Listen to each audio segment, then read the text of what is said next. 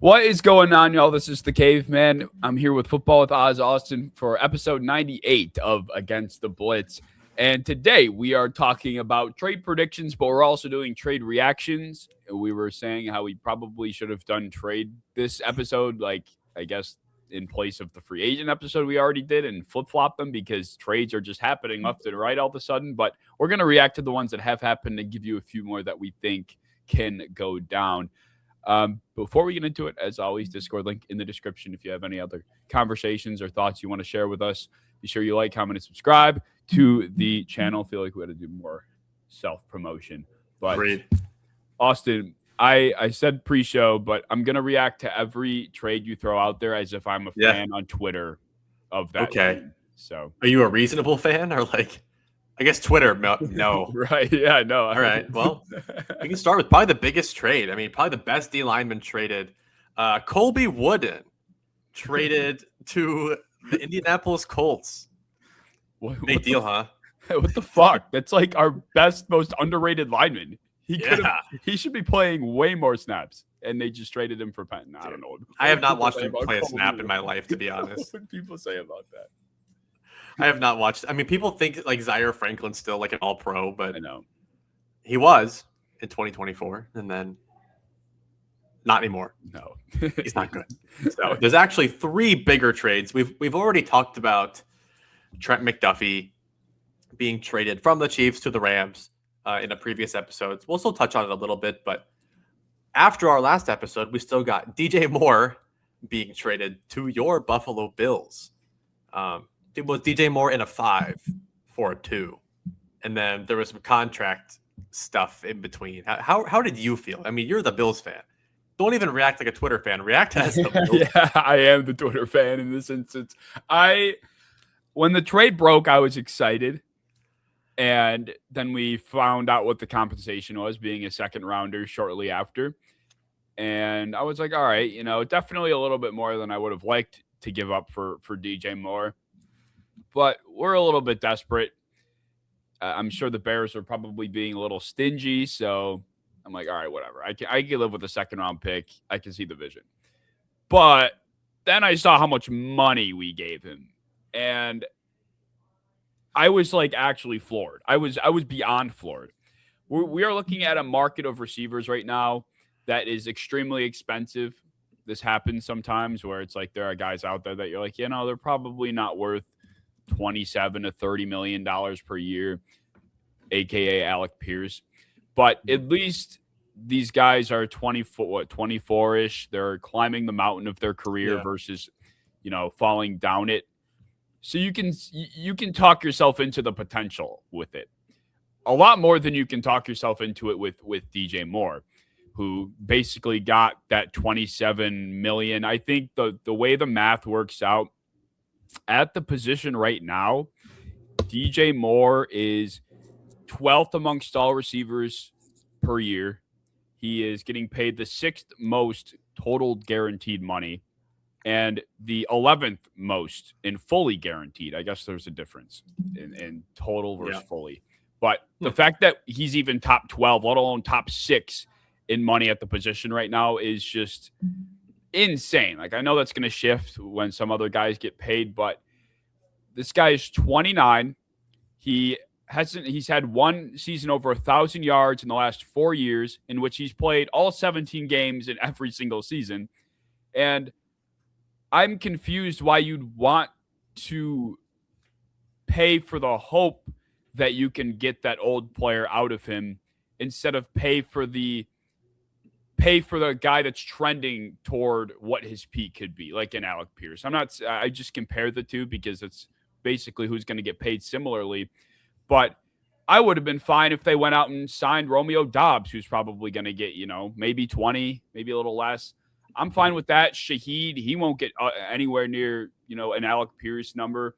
And then you go draft a receiver. Why did we feel the need to assume all of the risk? DJ Moore, who, as we know, sometimes doesn't give a fuck, could just be like, yeah, I don't know. I just don't want to do this anymore. And then all of a sudden you're on the hook for $82 million because you decided to pay him going to his age 31 season, fully guaranteed. Like, why are the Bills putting themselves in a position to assume all the risk? I was having a very hard time being okay with this. And unfortunately, the more and more I think about it, the more I hate the trade. Like, I don't think DJ Moore is going to age well as a wide receiver. And the idea that, oh, he was not getting as many targets. He wasn't the priority in Chicago.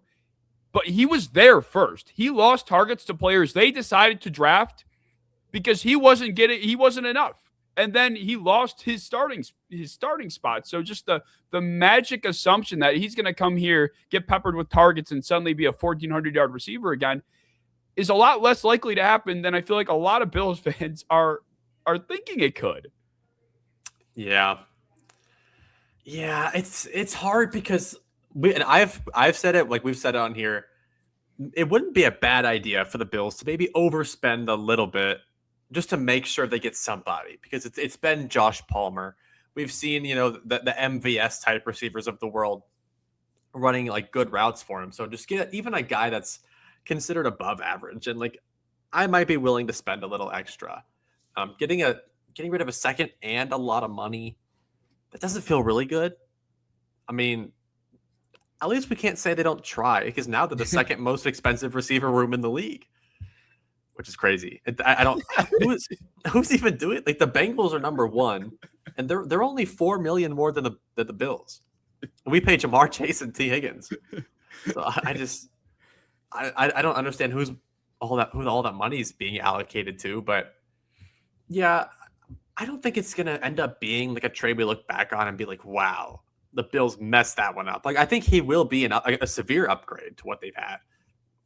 It'll be an intense upgrade. It's just, I think in a couple of years, they might be like, man, we probably could have taken a receiver in the draft, and instead of what's about to happen, where I think that Brandon Beane will say, what do you mean? We have our receiver room now.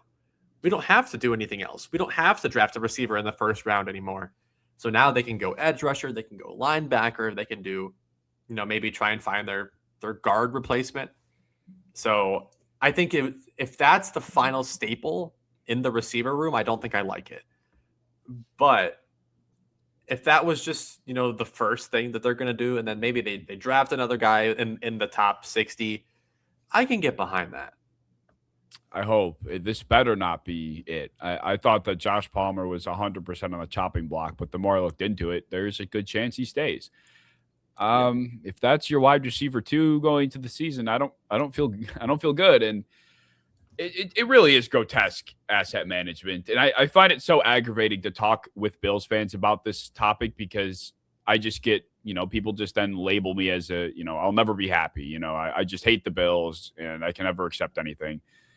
And yeah, I understand that it's tough to bitch about a move that I've been bitching about them having to do for so long, but that still doesn't, you can still isolate each incident and look at it in a vacuum. And just because the context exists doesn't make it okay.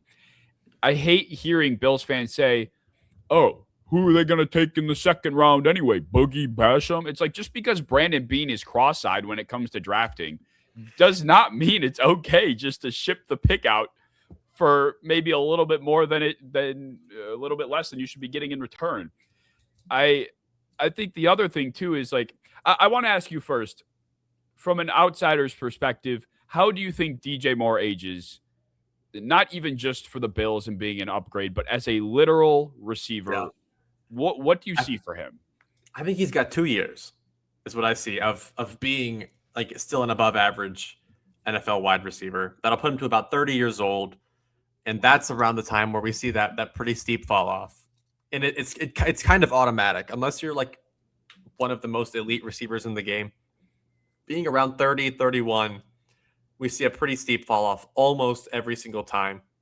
That's why I was kind of against the Terry McLaurin long-term, 3-year, 30-something a year. And that happened. And then immediately he got hurt and then wasn't himself. So I think 2 years, I think we got decent DJ Moore. Anything after that, I think I would not be into. But he's only here, 2 years? Is that what it was? 3 years. 3 years. So maybe the last year won't be as green as can be. But I mean, overall, I think you can get 2 decent years out of him. But paying him $27 per, is not great. Yeah. That's like T. Higgins, Jalen Waddle type money. Oh, the names that he's next to on that list of players is crazy. He was like right under T. Higgins, who's like, I think a year younger, but also like is just now kind of entering his prime. Yeah. Whereas DJ Moore's best years were like 2021 and 2022. It's been a while. Yeah, I mean, I just don't think people understand how quickly a player can decline, or how fast the perception of a guy can change. Like right now, the people are like, of course you'd rather have DJ Moore than Alec Pierce. It's a no-brainer. And even, it's not. Like it's like people are going to quickly find out, potentially, I'll say, quickly find out why there's hesitation about DJ Moore and why, these younger guys. I've just gotten I've gotten more appreciative, even like the Terry McLaurin thing I fell for. But just generally speaking, I think the younger the better at this position. And obviously you could say that across the board. I saw that. You didn't see that.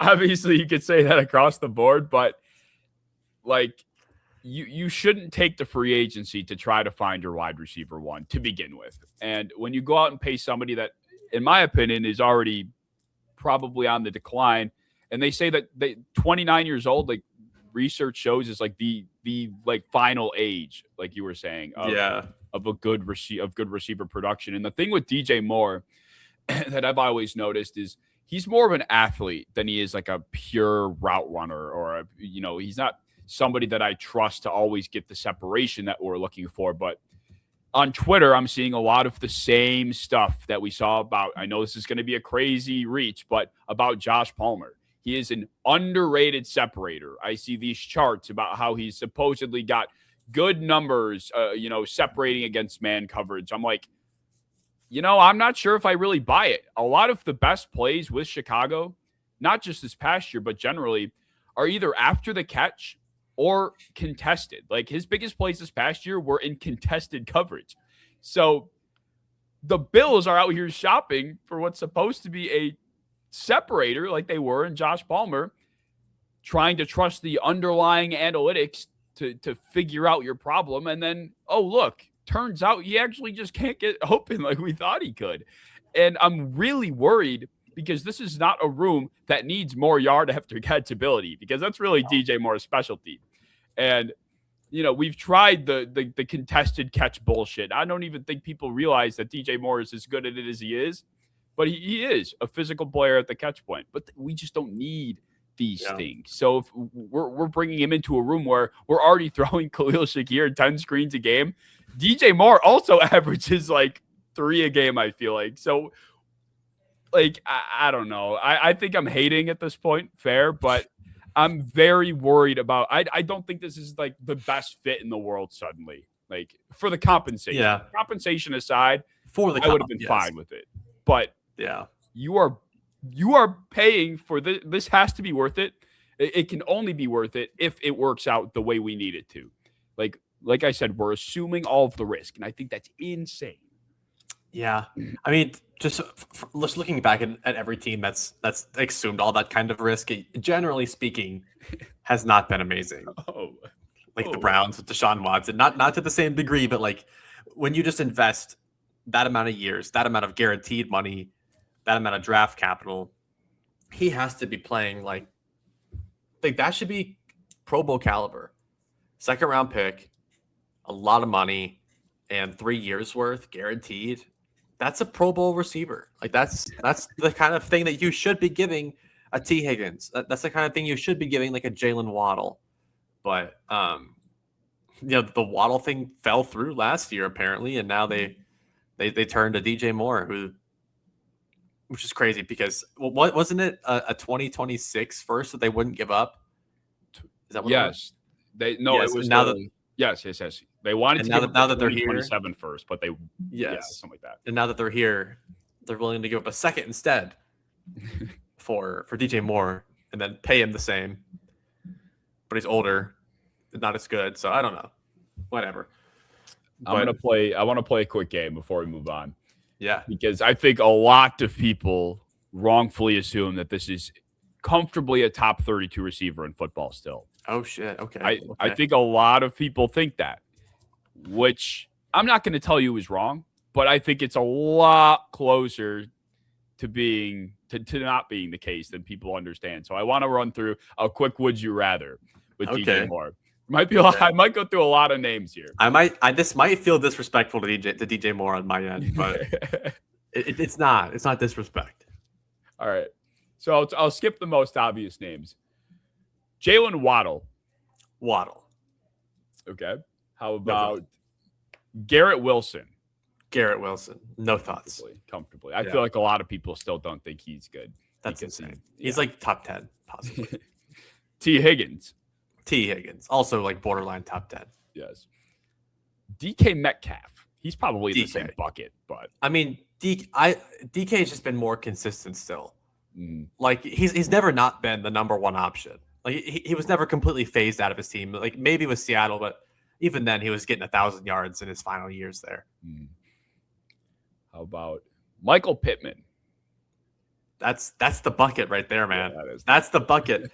I might lean more slightly because I like his skill set better, but like that's the bucket we're in. 28. That is the exact bucket from an age, from a production. I think that's it. You're on the money with Pittman. Zay Flowers. I'm taking Zay. Alec Pierce. I would take Alec Pierce. I would too. Because he was better than Pittman on the Colts. And I have DJ Moore and Pittman on top of each other right there. Brian Thomas. God, I take BTJ. Yeah. Just for the upside he could bring you. Like, at least it's there. I had this debate over the weekend. Jacoby Myers. I would take Jacoby. Oh, yeah. I thought that was comfortably Jacoby Myers. Right? He's just been so consistent. You know exactly what he's going to bring for your football team. DJ Moore, you have no idea. No. He might be irrelevant. He was last year. He had 680 yards. In 17 games. The year before, he was projected to be the starter wide receiver one. He had 950 yards. Like, he hasn't had 1,300 yards. He did that in 2023 with Fields and then fell off a cliff. Yeah, I think the thing about Jacoby Myers specifically, it's like the Jaguars did what you're supposed to do with a receiver that you're kind of unsure about. You get him, you buy him kind of low, and then you see what he offers, and then you pay him. You don't just pay $1 bajillion to a guy that's never played a snap for your football team. Yeah, like on paper, Moore should be a better football player, and he has been in the past. But if we're talking about 2026, from what he's shown us over the last 2 years, even from an effort standpoint, I'm taking Myers. I'm taking some of these guys that are a little scrappier, a little more consistent. Parker Washington. I'm taking. I think he is of that. I think he's going to be in a higher caliber than people think he is. Mm-hmm. I think he's nice, but I'm also not questioning his effort ever. Like he bursts onto the scene. He's trying so hard every game to just to do anything, and he's really talented. That's DJ Moore, I just don't trust it. He's going to tap himself out of games. Yes, he literally might. I guess we'll do one more Jaguars receiver. Travis Hunter, if he remains on that side. I would prefer to have Hunter just because he's also like 22 years old. Yeah. And the upside's so high. But that one's also kind of close. Yeah. Cortland Sutton, my boy. Sutton, for sure. Xavier Worthy. I prefer Moore. Yeah, I'm not high on Worthy. I won't go that low. I'm higher on Moore than I am on Worthy. Rashee Rice. I mean, barring the barring him going to County. I don't know. Lad McConkey. Taking Lad, comfy because I'm factoring age into some of this, upside into some of this. It matters. Like I think Pittman was what hit it on the head. Like similar production, similar age. Similar outlook for their careers. They're also trying to possibly trade Pittman from the Colts. Like I think that's the money. Yeah. Deebo Samuel. They're very similar to me too. I might take Deebo. Deebo was good last year. He was a lot better than effort. I thought he would be. We barely even touched on the effort thing with DJ Moore. Like that is a problem. Deebo's 30. He's a year older, but like. Deebo looked pretty good in the games that I watched him last year. He also went for like a 5th last year, did he not? Like the fact that He DJ was Moore very got low. traded for like a fifth, and we're out here trading a Yes. fucking second for DJ Moore at the same stage of his career. Like, I mean, any of the Bears receivers, Rome or Luther. I'm taking Roman Luther. Yeah, Luther easy. Jamison Williams. I think I'm easily going with JMO, right? Yeah. Christian Watson. That's close again to me. But then that's what we're talking about is guys that like probably should be more like wide receiver twos, like him and Pittman. I don't know. Watson, I don't want. He's always hurt too. Yeah. So I don't know. I might lean more. I don't know. I'd probably take Watson though for my own team, to be honest, just because I know what I'm getting. If he's healthy, I know exactly what's going to be on my field. But it's close. Romeo Dobbs. I'd take more. Would you? I like Dobbs. I think Dobbs. I like Dobbs. He's just so limited in terms of like because we know what he is. He's like 750 yards, like guaranteed. Yeah, right. Probably no more, no less. I know exactly what it is. Okay, let's run through the rest of these quickly. How about Mike Evans? Evans, probably. Evans still. That's so close too, but his highs have been good even in the last 2 years. Like even while playing as an older man, he like he's shown that he can change his play style a little bit and like adapt. I just don't fully know if DJ Moore can do that as he ages. All right, let's get this. Just the final nitty gritty names. Michael Wilson. Michael Wilson. Yeah, he's young too. He's a younger guy. I think he's going to get you the same production. Ricky Pearsall. I might take Ricky. It's close. He's also young. Yeah. I think production-wise, they would probably produce the same amount, but I prefer the younger guy. And then how about one more? Jawan Jennings. I'd take more probably because Jennings is older, and he's also so up and down. Like I think he's very much like a Shanahan guy. I don't fully know what he would do if he was like a Bill. Yeah. I'm not entirely sure how that'd look. Phase into irrelevancy so fast. Yes. Yeah. Well, I don't think I think there are guys that we left off a lot of the top guys. Like we're really pushing top 40. We're talking Parker Washington type guys, which is where I'm at. Like thinking like who would have his production, but who's also younger and who cares. Like those are big things. Yes, it is. Yeah. So, not wishing poorly on this whole thing, but I think people need to temper their expectations and be prepared for what the bad and ugly side of this could look like, because it's there. Yeah. Well, would you say that for your favorite Baltimore Ravens with Maxx Crosby now being a member? God, it just was so much more annoying seeing like the Bills go and overpay for DJ Moore, and then our damn near our nearest equivalent in Baltimore is swinging for the fences the same way that I've kind of been wanting them to. I thought this was a fair trade. I'm not sure what people are expecting Maxx Crosby at the kind of the peak of his powers still to go for. I mean, I've seen some people say it's an overpay, but I would say this is probably, to me, top 6 defender on the planet. He's definitely a top 3 edge rusher to me. I think he's better than most linebackers, most safeties, most corners. He's a freaking animal. I think he's perfect to pair with Mike Green. I think he's perfect in that uniform. Like he doesn't look washed in the Baltimore uniform. It looks like that's one of like the 2 uniforms that could support Maxx Crosby. That and the Raiders. Like you couldn't see him in like a Dolphins uniform. Yeah. It would make no sense. Right. He's mean. He's not cold weather enough to be a Bill. Like he doesn't look like that. So I think the fit's good. He's a little old, but he hasn't shown any signs of slowing down, which is why I kind of like it still. He's just so fluid, so violent. I think he's perfect for Baltimore.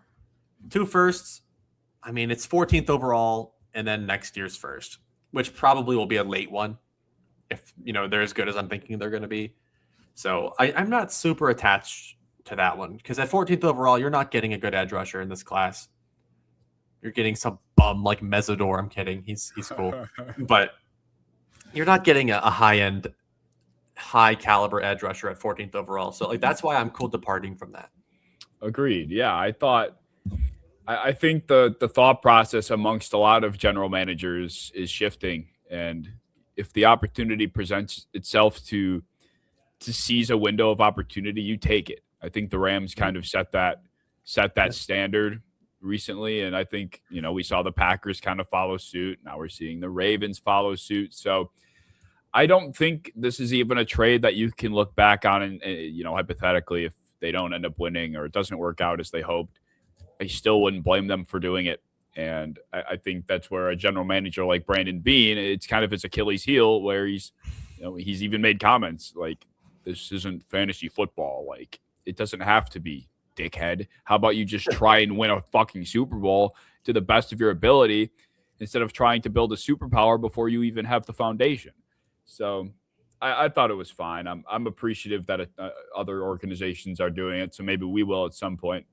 But I thought this was kind of a non-story in the sense of like controversy. I just don't I don't see how people had a problem with this. That's what I was thinking to myself. Like, I don't have a lot of notes for it. It's like very, very cut and dry. Like, one of the best defenders on this planet just got traded because he might be expensive for a rebuilding team. Goes to a team that's pretty close to being highly successful. They just needed a couple more pieces. He fits that perfectly. Their pass rush sucked last year. He immediately will help that. And they gave up a lot for it, but you should be willing to give up a lot for it. Like, this is such an easy evaluation that, like, shockingly will not take up much time from me. I'm worried if I'm not worried. I'm excited if I'm a Raiders fan, and I think if I'm in that division, I'd be a little worried about how this could all shake out, because they got a lot of ammo, a lot of money. They got a lot of money, a lot of picks. I think they got the right guys in place now to run that organization. So this might be one of the most exciting teams to be a fan of right now, just to see how it all plays out. So I'm happy for those guys. I am too. Even though Tom Brady's got his weird henchmen bothering people. I don't know if you saw that story or not. I didn't. Apparently he's got this like trainer guy that he brought with him. And I guess he was like trying to help and advise the players on stuff. And they're like, fuck off, dude. Like, you don't know anything. And I guess he was pissing people off. I'd probably listen to Tom. Yeah, for real. Just me. I mean. Oh, that was all okay. Yeah. And then we talked about the Trent McDuffie trade. We talked about McDuffie. That's a little older now. So it's not like breaking news. No, it's not. I did want to ask. I know we haven't even gotten to the predictions yet, but we had an argument in the Discord about Trent McDuffie, and like I was presenting a perspective on Trent McDuffie that wasn't widely appreciated. I didn't say he was bad. I just was saying that I think that Trent McDuffie, his play, his style can only impact a defense so much. It's like you're not going to have like an edge rusher's level of difference making, or a Kyle Hamilton level of difference making. Despite he's that good, he's just kind of he's the best slot coverage corner in football. Yeah. And you can only elevates your defense so much. Like, you're not Pat Surtain, you're not Christian Gonzalez, even though I feel like he's a little overrated sometimes, but you can't be that when you're not a big, strong boundary corner. You're a slot. You're an elite coverage corner from the slot. I think it's changed now that we've seen the receiver position change. So now that we've seen less like ball dominant X guys, like we're not having Randy Moss and we're not having Terrell Owens and Des Bryant and Julio. Yeah. Now it's JSN, and it's Puka, and it's Jamar, and it's Amon-Ra. Like, it's guys that are a little bit more condensed to the line of scrimmage. So now it's harder for guys that are 6'2", Christian Gonzalez types to follow them changing direction. That's kind of been the nickel's job lately, and that's why the nickel has been a pretty highly drafted position lately. People are drafting them now in the first and the second. So I think he's just as valuable as any of them, because I think, the modern, the Eamon Worry type that's like kind of trying to be chased now. You're not locking down, a JSN type guy for a game. It's just not going to happen. Like, they're still going to pawn that off to a corner. But someone like McDuffie, they can follow guys that are motioning. Like, he is one of the most if not the most versatile DB in the league. Like he can play, over the top. He can play out on the perimeter and play pretty well. He can play in the slot. In the He'd be the best corner. league? No. Yeah. No. McDuffie can play a perimeter corner like really well. Yeah, but he definitely isn't as good on the boundary. He's still like one of the better corners in the league when he does it. Yeah, he is. I'd agree. Yeah. I think he's. It's almost like the same idea of a run defending edge rusher. Like, just generally speaking, how much does that really help? I think a slot corner is just as important as a perimeter corner. I think so. I think it's harder, so like guys don't look as good because when you're on the perimeter, you have the sideline to your advantage. Yeah. When you're in the slot, they can go either way. Like you have no idea. Yeah. And they have a lot of space. They have to cover, and they're one of the first lines of defense in the run game. And McDuffie's also a very good run defender. I mean, he blows up screens all the time. He's a very good tackler. So I think he's highly valuable. I would take him on my own team over a Gonzalez, maybe even over a Stingley type corner. Like I think he's that valuable. I'd probably do it. I hate that. I think I could see it when you're arguing against other corners more so. Like when we were talking about it, I was like making the case against the other nickels where it's like even a Jalen Petrie kind of guy. I think obviously I'd still go with McDuffie, but like the impact that we saw that archetype make, I have a hard time believing that the style that McDuffie plays can be such an unlocking mechanism to a defense. Like these guys literally unlock a level that I feel like it could happen. I guess we just haven't seen it. There's proof of concept with, the way an elite edge rusher changes a defense or an elite, nickel back can change a defense. Like until we see it, I guess I'm just not sure that impact level can be. Yeah. I mean, Chiefs defense has been good for a long time. I think half because of him. It's been him and Chris Jones have been the only steady good players for them for a long time. But I think he's one where he doesn't get tested a lot. Even in games, you don't see him getting beat. You don't see a lot of turnovers. He just kind of quietly will take away a whole chunk of the field. And that's just his game. So he's a little less sexy, but even then his run D I would say is in the top 95% of all corners. Yeah. He's very, very good at it. He's instinctual. He's always quick. He's always ahead. So I mean, I was never intending my argument to be anti McDuffie. I was just questioning the true overall impact that he could have. And I guess we'll see. Obviously being in the slot for the Rams specifically, I think we'll see it amplified too, because it's going to be on a bigger stage, compared to the Chiefs nowadays, at least. He's really going to be in the spotlight for a team that's really pushing to win a championship. So yeah, I think it's going to work out. I still like the trade for both sides, and I think it was great. I just thought that was a fun conversation. It is interesting. I'm the only one willing to ask the real questions. Right, I love McDuffie too much. Our trade predictions. What was your first one? I would say if I'm going to go my favorite one, I think I'm going to do Jalen Carter does get moved to the San Francisco 49ers for the 27th overall pick and maybe some little extra change in there. I like it. There's been rumors of that spinning around. I think there is some concern. I've seen people voice their worries about why would the Eagles of all teams not be wanting to keep their arguably best defensive player around.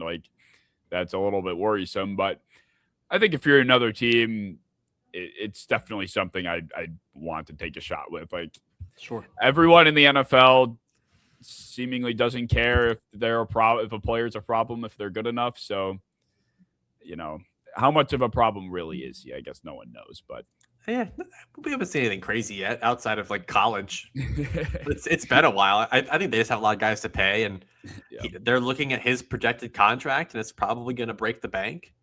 We're not talking about just paying a guy a lot of money. We're talking about paying a D tackle probably the most money of any D tackle in the league, and they still have a handful of guys they have to pay, and they're going to have to find Lane Johnson's replacement here soon, and they're going to have to find maybe AJ Brown's replacement soon, and pay Quinyon and pay Cooper DeJean and pay a couple more guys as they come on. I just don't think they can break the bank for everybody.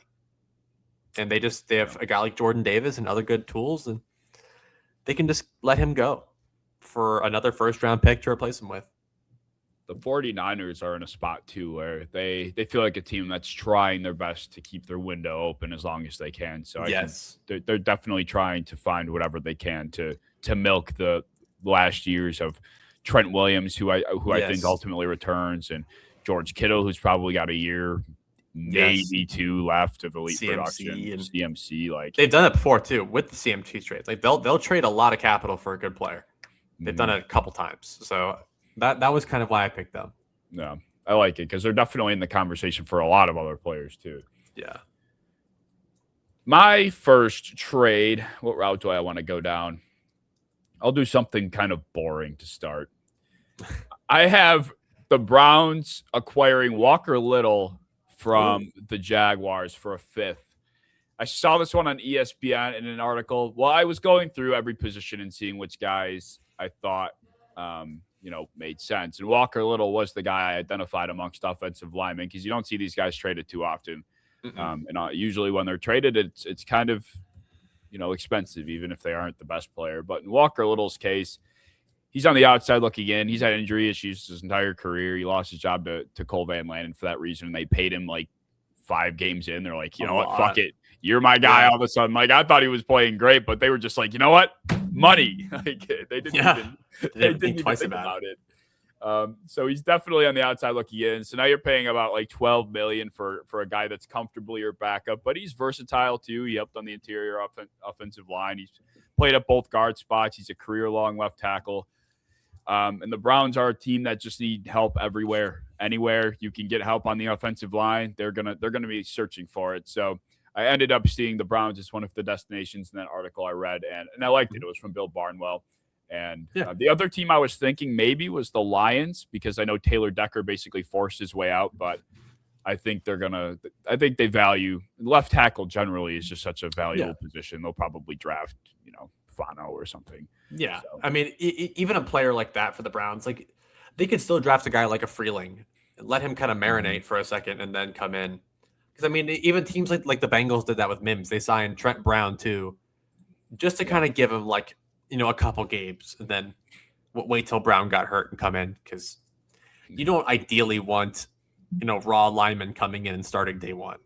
Like, can mess up, their confidence. It can mess up a lot of stuff.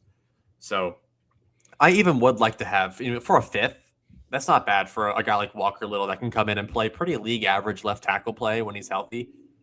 That's cool with me. The Browns just need any offensive lineman they can get to. Titus Howard can play any position. So really just keep stacking them. And you'll build a decent line, league average line. Yeah, you'll figure it out from there. So that was my offensive line move. I tried to pick one for every position. I failed, but I was glad I found one for the O-line because it's not often you do. I kind of didn't. I just picked random guys, I guess. That just kind of felt like cool trades to me. But one that I think should happen is I think Minkah Fitzpatrick should be able to move. A couple teams I thought about. I thought about Seattle, possibly replacing Kobe Bryant. Thought about the Bengals. But I think Dallas makes a lot of sense. Go to the NFC, trade him for like a 4th round pick is kind of what I'm feeling.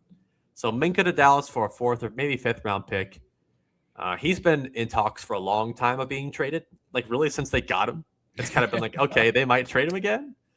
It's been a thing for months, and now it's feeling pretty real. They should probably try and stack as much draft capital as they can, get rid of every like 30-year-old skill position player they have, and really try and build something from the ground up. Dallas, it has a championship level offense, a very far from championship level defense. So adding a good playmaker now while they still have this Dak window feels good to me. I like it. Yeah, it feels like Minkah Fitzpatrick, like you said, has had his bags packed from our perspective for quite some time. It's like, why did they even do that? It was the most bizarre trade. Why did either team do that? That was the most bizarre trade of all time. They already just cut Jonnu, and they moved Jalen Ramsey to safety because he couldn't cover anybody. Jonnu Smith went from being the most relevant player ever to the most irrelevant player ever so fast. He was replaced by Connor Hayward, the Nepo baby. It's insane. In his defense, Connor Hayward is probably like the Steelers' favorite personality ever. Yes. They just love him. Nepo baby. Yes, exactly. Didn't earn any of it. I like that, though. There are a lot of spots he could end up. because obviously Minkah Fitzpatrick is going to be sought after when he's on the market no matter what. So I did think about this one. I just didn't end up having a landing spot that I felt most confident in. So I kept him off my list. But that's like one of the most popular names out there right now. So I can easily see him departing Miami. Should. Let's go to, I'm going to go in order of kind of like the most boring to the most exciting. So my next one, I have the Buffalo Bills trading Dawson Knox to the Broncos, and I did for a 7th. And I mean, I feel like a depth tight end, it's going to be hard to sell for much. I don't think Dawson Knox is quite Lee Smith. I think he's much better than Lee Smith, but I saw him get flipped. So I think in the case, Buffalo needs to unload some cap.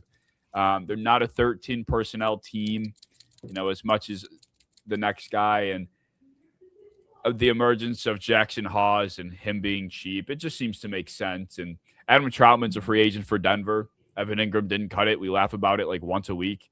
I think this is the perfect archetype of tight end that Denver needs. They need somebody that they can trust in line to block, and they need someone that is athletic enough to win downfield. And Knox has been enough of that in his career. So that was the trade I had. I like that one. More often than not, that's actually what trades look like. Like we hype ourselves up every year for guys that are going to be flipped for, multiple firsts. We talk about Jalen Carter. We talk about all these Maxx Crosby, but realistically, usually it's guys like Adam Troutman. It's guys that like could just go there and like fill a need. Like a Dawson Knox could just go there right now and fill a need. Be impactful for him. But yeah, like you said, his future on the Bills just doesn't really scream overly impactful, especially because if he's going to be like that well-rounded blocking kind of tight end, and you have Jackson Hawes, who might be like the best one in the league, and you have Kincaid as like your receiving flex kind of tight end, Knox is just on the outside looking in. As much as he's been like a fan favorite and he's been there for a while, and he still has good games here and there. It's just overall what you're going to get for him is probably like, you should probably just get off that contract because they are paying him a little more than I thought they were looking back at it. I remember they extended him a pretty penny for being a Dawson Knox type tight end, but it'll make it easier to sign somebody else.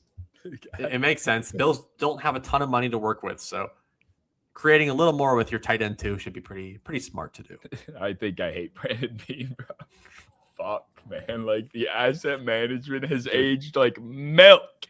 I saw Deion Dawkins in some trade conversations. I saw some people saying that. I don't think they'd ever. They would never. He's their mascot at this point, man. Yeah. Like he is like the heart of the team. And he's a left tackle. Like you can't just find those overnight. That would be the ultimate like fuck you. Like someone evil is running the show back there. It's like the Wizard of Oz. That would be that. Oh man, no way. Yeah. Well, my next one, I actually have two guys possibly going to the same team. Will Levis or Anthony Richardson go to Miami for a day 3 pick. I like it. Yeah, I thought about Miami. Yeah, I mean, because I talked about this last week, but I said like, I don't think any of these expensive like $25 million free agent quarterbacks should go to Miami. Like this should be viewed as a retool, maybe build up a foundation here, and then we can try out a couple of young quarterbacks that actually like have upside. Maybe if you're the team that could land and hit on Richardson or Levis, those guys have upside.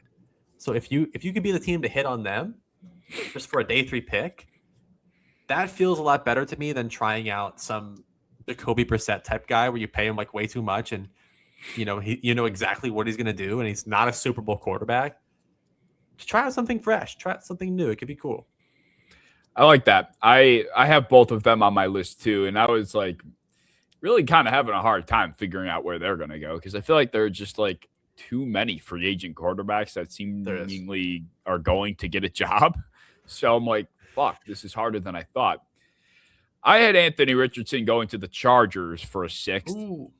I think the NFL internally is a lot lower on Richardson than the rest of the world seems to be. Like there are people out there that are still like scratching and clawing and begging people to believe in the Anthony Richardson religion. But I feel like the NFL is like on the opposite side of that spectrum. So I'm not confident he ends up in a spot where he gets like a real chance to start. Yeah. But the Chargers, they brought in Trey Lance last year, so they've taken the toolsy, previously expensive quarterback route before. And I feel like, granted, it's no longer Greg Roman there, but I think Harbaugh just likes the physical, big players that he can have on his football team to, I don't know, whatever the aura of it is, I don't know. It just feels like that's the kind of style of football. He likes physicality. That's what he likes. So. Like I said, they want the route of a toolsy backup just this past year. Lance is a free agent, so I sent him to the Chargers. I like that a lot. Yeah, I was thinking to myself, isn't Trey Lance there? Like, wouldn't that be the same thing? But yeah, I mean, he looked like he's taken some strides of development. We've seen him in free agency. He looked better than his San Francisco days, at least. So, yeah, I like it. And then my Will Levis destination was Tampa Bay for a 6th as well. Again, I don't think this is a startable quarterback, but who knows? You could make him one. And the Buccaneers found themselves in quite a pickle last year when Baker decided, I'm going to play through a shredded shoulder. And then, he had to not play for a little bit, and they realized Teddy Bridgewater was their backup. So I think it'd be smart of them to invest in a higher profile-ish type of backup that plays like him. Yeah, exactly. And that was the route I was taking. Is Baker was kind of perceived the same way. Like, he questionable decision-making, big arm, seems like a brick, like a personality that's just like airheaded in a way. Just so many things align, and they made it. They figured it out with Baker somehow. So I feel like if there's one destination you can trust to fix a dysfunctional Will Levis, it could be there. Just let him run and gun. I like that. I mean, there is no quarterback more similar to him than Baker, who has kind of honed in his like dumbass moments and just kind of made a lot of really good out of it, which has been really good. So I like that a lot. Yeah, I feel like the more I thought about it, I'm like, we never hear Tampa. I guess I won't say never, but they're never often talked about as like one of those teams that could fix one of these broken guys. It's usually like the Kevin O'Connell team, the Vikings or the Rams or even the Packers, I feel like, because of what LaFleur has done.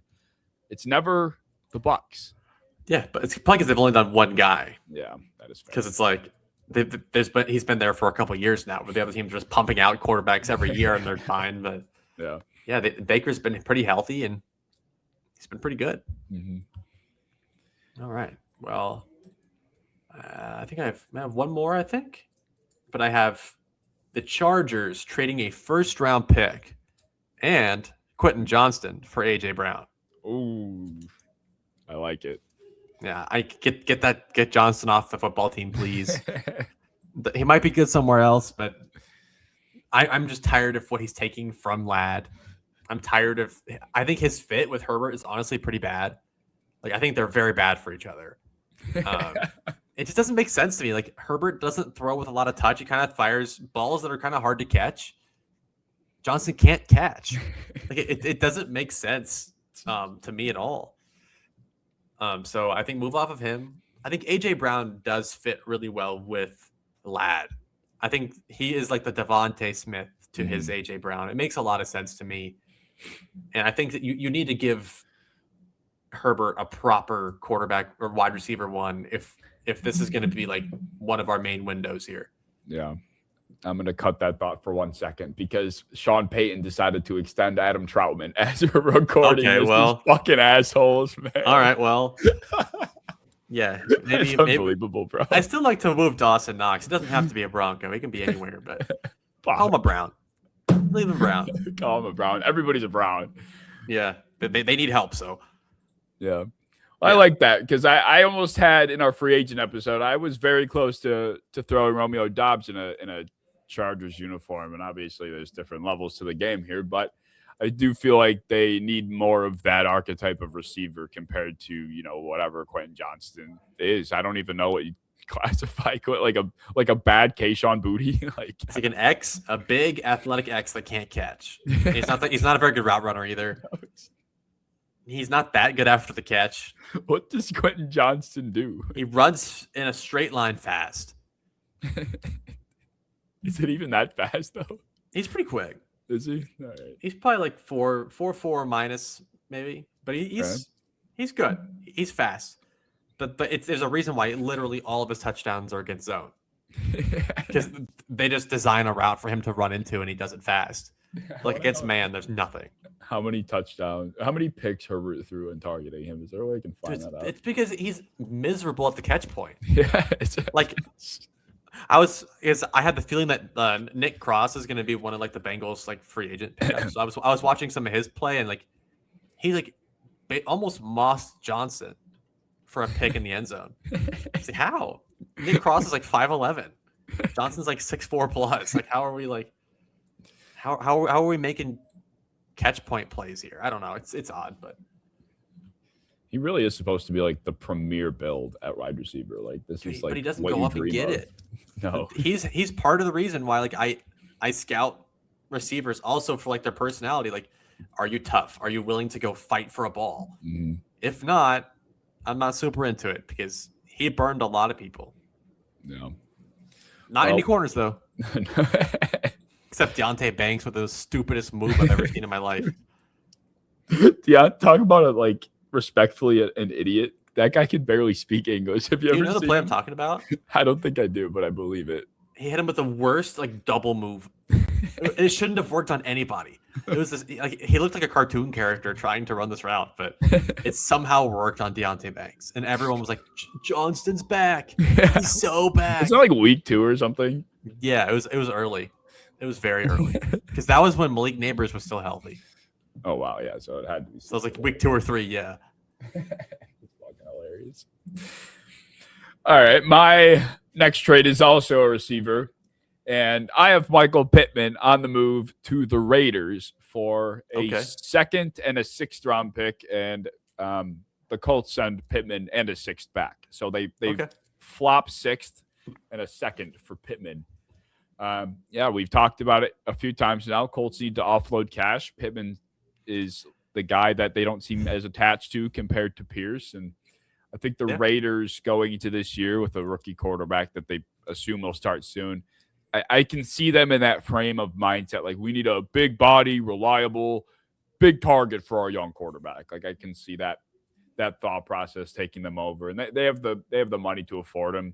So I really feel like the Colts wouldn't have chosen quote unquote Jones over Pierce if they weren't trying their ass off to get Pierce back. And I think that really means bad for Pittman. So it should.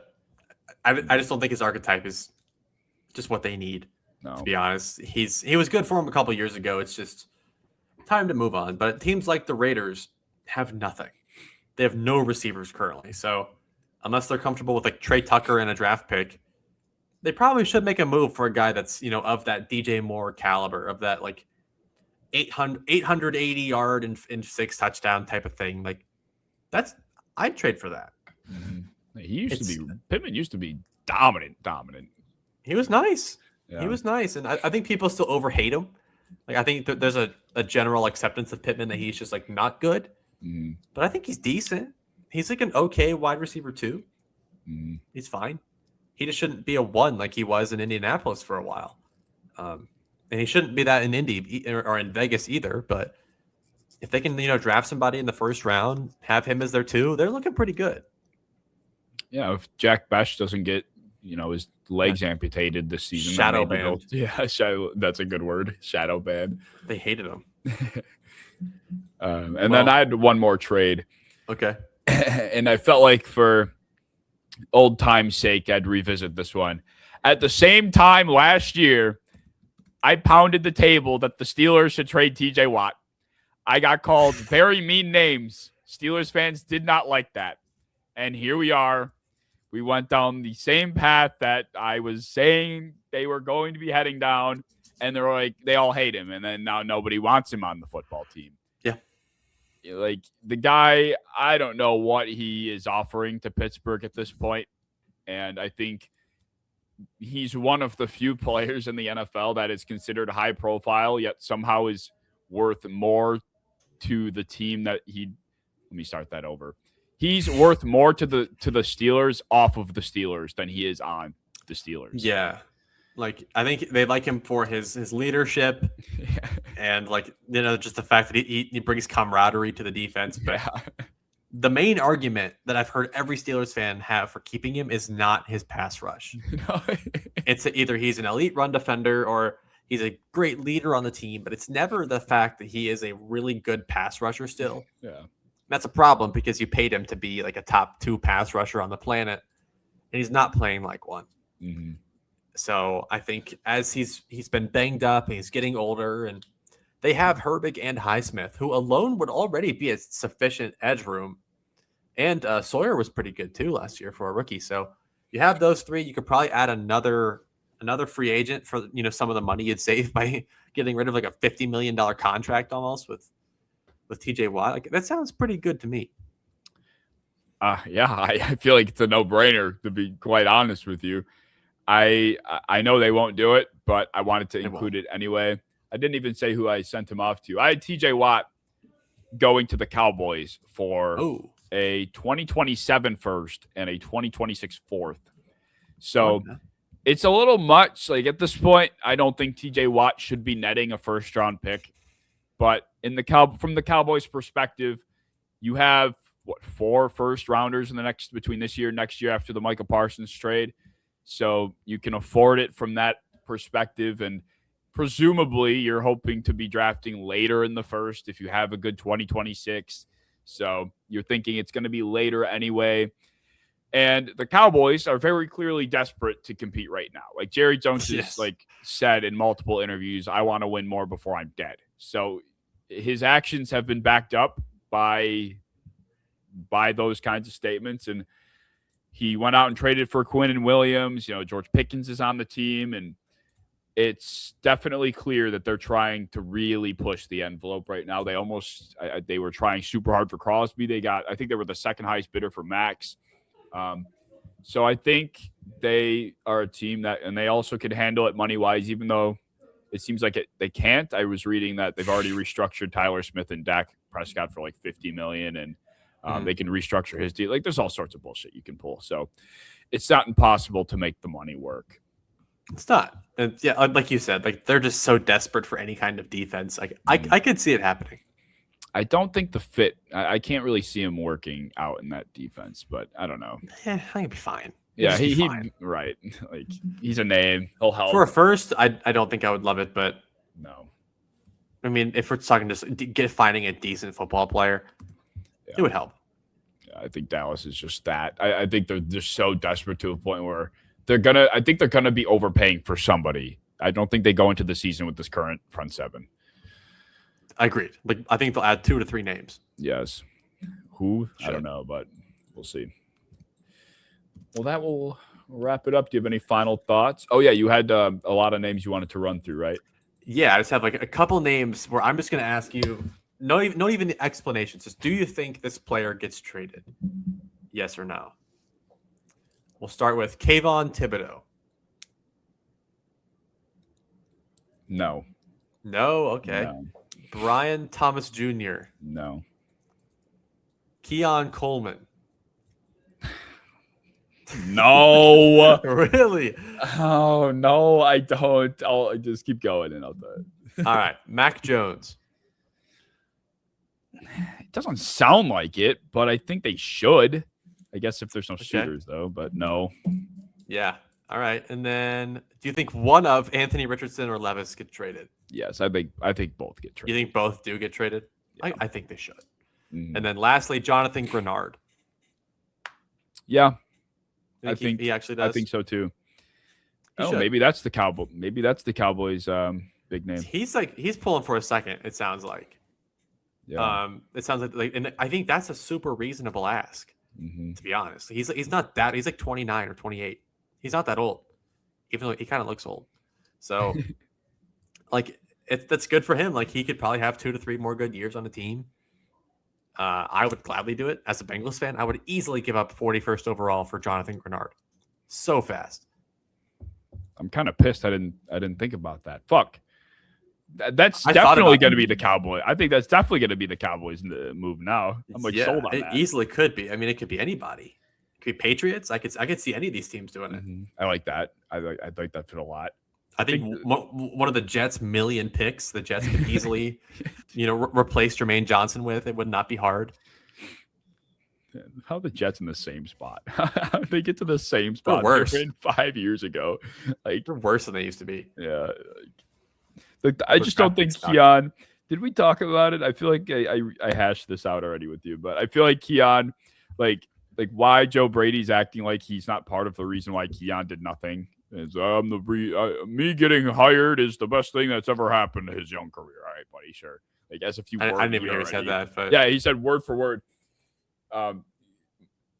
Me getting promoted to head coach is the best thing that's ever happened for Keon's career. I'm like, what? Something to that extent. Because you're going to trade him. You were the offensive coordinator. What are you going to change? Yeah, Sean McDermott was all defense, dude. Yeah. Like, I don't think he was out there like overriding you all the time on Keon. Like that's such an arrogant thing to say, but whatever. Yeah, he said that, and they also made multiple comments about how they don't plan to trade him, but there was also conversation of, they would want a day 2 pick if they were to. It's like no one's giving you a day 2 pick, so I just don't think it's gonna. I don't think the shooters are out there, and it doesn't sound like the Bills are actively trying to dump him, which is part of the reason why I wasn't thinking like any boundary receivers really would make the fit work here, because it's like they're going to keep Keon on the fucking roster. Okay, so you go and trade for, I guess, an A.J. Brown hypothetically or a Romeo Dobbs. It's like, okay, then what do you do with Keon? So even DJ Moore to some extent. It's like, is DJ – so now we have another fucking slot receiver? I didn't even think about it that way. Holy shit. How many snaps did he take from the slot last year? I'm about to shoot somebody. Keon? No, DJ Moore. Oh, probably a lot until Burden took over. I have to know this number. He played a lot of perimeter, though. He did. He played a lot of both. Let's see. It's just like, where do you – I don't know, bro. This room is so fucked over. It's like, how do you have the second most expensive room and just have bums everywhere, man? It's so crazy. All right. Well, I think that's about all I have. If you have anything else you want to Not a thing. Out? Legal tampering period starts tomorrow at noon Eastern Standard Time. So your team will probably look a lot different by the time we are talking next. Yes, it will. I'm excited. This is when you have your phone notifications on and they don't stop. Yep. It's going to be all day long. Oh, thank God. It's going to be a lot of agents doing a lot of tampering. Good. Do it. Well, if you guys enjoyed, like, comment, share, subscribe. Join the Discord linked in the description for any further conversation, and we will see you in episode 99.